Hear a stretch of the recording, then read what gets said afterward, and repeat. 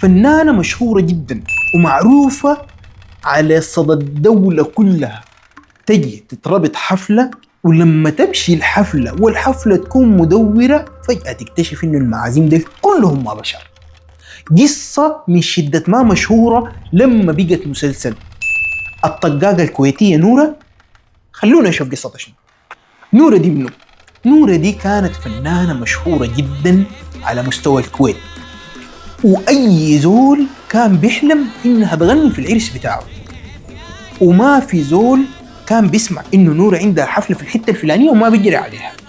كانت وزي ما بيقولوا عليها بالكويت الطقاقة، لكن كانت طقاقة مكانة هي، وعندها فرقة كاملة بتاعت نسوان بيجوا عرسك بيعزوك انت والمعازيم بتحتوا حد ما في زيه.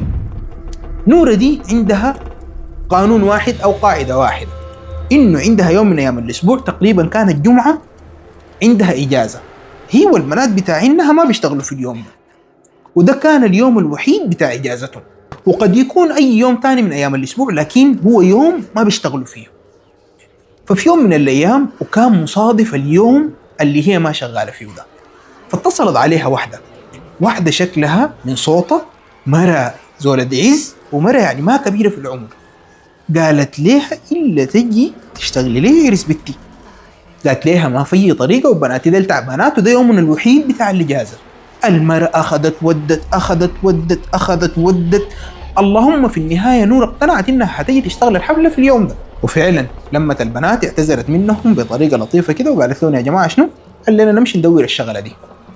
اتوكلوا وطلعوا على العرس وسطوا، وزي ما كانت نورة متوقعة، ناس يبدو عليهم مش الغنى، يبدو عليهم الثراء الفاحش. بيت أو هو ما بيت، هو قصر مكون من 3 طوابق.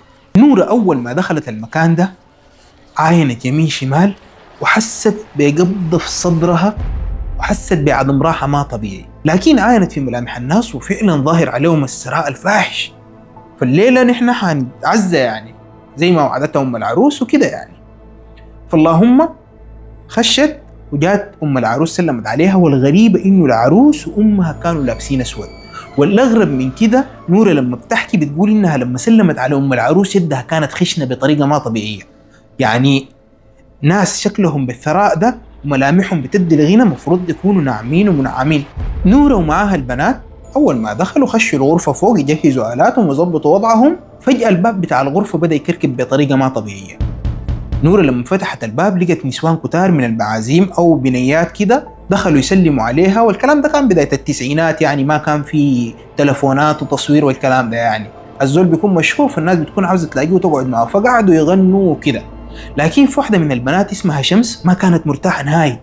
لاحظت إنه البنات دي كلهم لما تسلم عليهم بتسخن سخانة ما طبيعية، ويدينهم كانت خشنة شديد ما زي ما بتوحي ملامحهم يعني بالنعومة والأنوثة. والغريبة إنه ما شمسي بس كانت حاسة بالحاجة دي، نورة كانت حاسة وخايفة وما مرتاحة، لكن ما حبت تظهر الكلام ده للبنات اللي معاها عشان ما يحسوا بالخوف والقلق والموضوع يبوظ منهم يعني. المهم البنات ديل بعد ما خلصوا من الجوطة بتاعتهم دي قالوا ننزل تحت الحفلة. أول ما هم نازلين لقوا كمية بتاعت بشر ما طبيعية، واشكالهم يعني ذاتها ما مفهومة، واقرب وصف قدروا يوصفوه انه الناس دي تحس بها زي الاصنام. والعريس ذاته لابس لبسه العثمانيه القديمه، والعروس زي ما قلنا لابسه فستان اسود وحاجه كده ما طبيعيه. والناس دي من شده ما كتار نورة والفرقه عشان يصلوا للمنصه او الكوشه او الحته اللي بيغنوا فيها لما حسوا بخنقه وضيق لحد ما وصلوا هناك. المهم بعد شوية مع الحركة بتاعت الناس، والناس دي كانت بترقص بطريقة غريبة وبتتحرك حركة غريبة ما مفهومة، البنات وشمس بالذات حسوا بعدم راحة ما طبيعية. قالوا لنورة يا أخي إحنا شنو نتوكل نصيج الحتة دي شنو ما مرتاحين فيها. نورة قالت لنا يا جماعة والله أنا ذاتي شنو ما مرتاحة، لكن بعد ده إحنا البقت إحنا جينا هنا وما صح نطلع نخلي الناس دي. اللهم بعد شوية كده ومع الكتمة والجوطة الناس دي حست بعدم راحة وخنقة فوق في السماء. قالوا خلاص احنا ناخد فاصل نطلع فوق نريح لنا 10 دقائق ربع ساعة ونجي راجعين نواصل، بحكم انه الحفلة اصلا كانت بتكون الليل كله يعني الحفلة كانت بتكون طويلة. نورة لما طلعت الطابق الاول في الغرفة مع البنات لقيت انه لسه الجوطة واصلاها والكوراك وشنو، فقالت تطلع الطابق الفوق تستريح شوية، حيكون على الاقل اهدى يعني او اعلى من الدوشة يعني. طلعت فوق لقت الطابق شكله غريب جدا، يعني ما انوار وبهرجه وغنى وشكليات زي الطابق الثاني. الطابق كان يبدو انه مهجور عديل يعني. خشت وفي غرفه كده، اول ما طلعت دارت تخش الغرفه دي، اول ما يقفل قدام الباب وقبل ما تنزه اصلا زغيط الباب فتح. نورة على الزهج اللي فيها وعلى التعب وعلى الخنقه ما اشتغلت بالموضوع، خشت جوا. اول ما خشت الباب اترزع وراها، برضو ما قفلت الباب. هي خشت رمت نفسها في السرير ومن التعب فجأة نامت كأنه اغمى عليها. أول ما نامت حلمت بمرة شكلها غريب، وكانت لابسة أسود وجاية ماشية عليها وقفت في وشها وصرخت صرخة كده مفزعة. نورة قامت مخلوعة من النوم، فتحت الباب وماشية نازلة تحت. أول ما وصلت طلعت برا، عاينت في الممر لقت في شافع صغير جاري. الشافع ده قالت يا ربي الوصل هنا فوق شنو ذاته، يمكن يكون حيضيع من أهله في نص الجوطة دي. نمشي عليه ومشت عليه، دارت تتكلم معه. فجأة الشافع اختفى. نورة أول ما جاية نازلة من السلم مع خلعتها ديك فجأة تتفاجأ بأنه في يدين مسكتها من رجلينا. عاينت يمين ما في حاجة، عاينت شمال ما في حاجة، عاينت وراها ما في حاجة. من وراها سمعت صوت بيقول لها غني غني، أنا بحب صوتك. نورة اللي فيها كملت، اتنفضت، جرت، نزلت تحت، دخلت الغرفة لقت البنات متلمين والدنيا قايمة وقاعدة والشمس واقعة مغمى عليها. يمين شمال يمين شمال، شمس اصحي اصحي اصحي مالك يا شمس.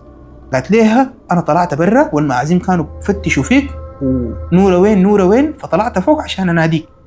اول ما طلعت فوق رجلي عتبت الطابق الثاني، الجليك راجل شكله ما طبيعي، طويل بطريقة مخيفة جدا وملامحه ما باينة وأسود كله كده. أول ما ركزت وعاوز عاين في ملامحه عشان أشوفه منه أو أجابه هنا شنو، فجأة اختفى وأنا موعد من نفسي إلا هنا وإنتوا بتصحوا فيني.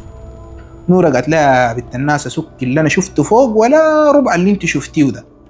يا جماعة شنو العرس ده ما حقنا. البنات قالوا لا يا أخي عليك الله طلعينا، بس طلعينا الله يرضى عليك طلعينا، وبدوا يحنسوا فيها وتكفين وما تكفين وبتاع.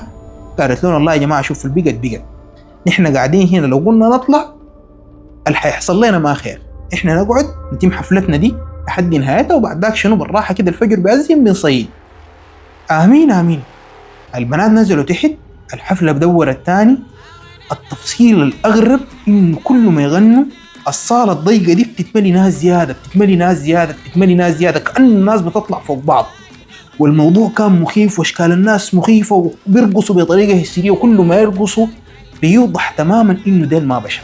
فمع الجوطه والزحمه الحاصه دي وكله ثانيتين الناس دي تزيد اكتر وتزيد اكتر، والتكدس وشمس شايفه الموضوع ده ومع رقص الناس الهستيري والطريقه الما طبيعيه والتفاصيل اللي بتتكشف وبيوضح لهم كل ثانيه بتعدي انه ده ما عرس بني ادمين. شمس فقدت القدره واغمى عليها للمره الثانيه. الجماعه يا زول يمين يمين يمين يمين لملموها وطلعوا بها غرفه الملابس عشان يشوفوا الحاصل شنو. قالوا للناس تحت فاصل والبيت تعبت شويه. واثناء ما هم بصحوا في شمس الفجر أذن، ومعاه قولة الله اكبر الكهرباء كلها فصلت والحته ظلمت والانوار طفت.